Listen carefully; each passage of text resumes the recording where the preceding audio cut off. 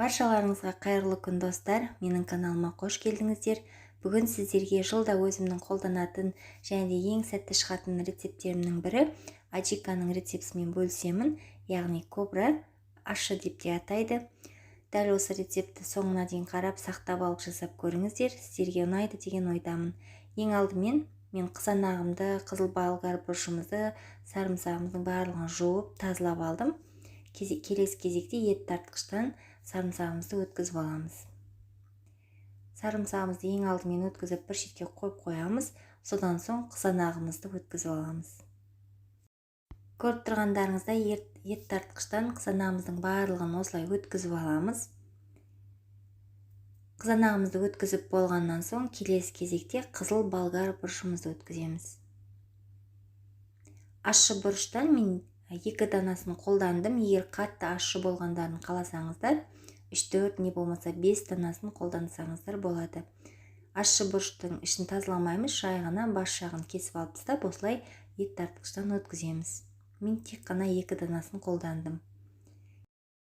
Келесі кезекте қызып тұрған майымызға ең алдымен болгар бұрышымызды, содан соң қызанағымызды салып, жақсылап араластырамыз. Орташа отта қайнатамыз.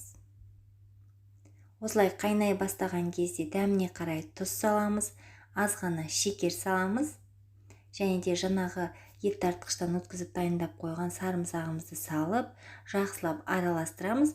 Газымыздың отын баяу отта қойып, қазанымыздың аузын жауып, тағы да қайнатамыз. Сол аралықта мен банкілерімізді осылай булап аламын.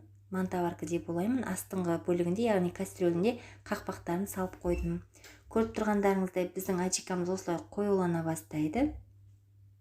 Дәмдеуіштерді қосқаннан соң 15-20 минут тағы да қайнаттым. Көріп тұрғандарыңыздай қоюланып, өте керемет болып шықты. Келесі кезекте жаңағы булап дайындап қойған банкілерімізге осылай құйып шығамыз. Аджиканы негізі мен осындай шағын банкілерге жабамын, сонда свежий күйінде жақсы желініп қалатын болады.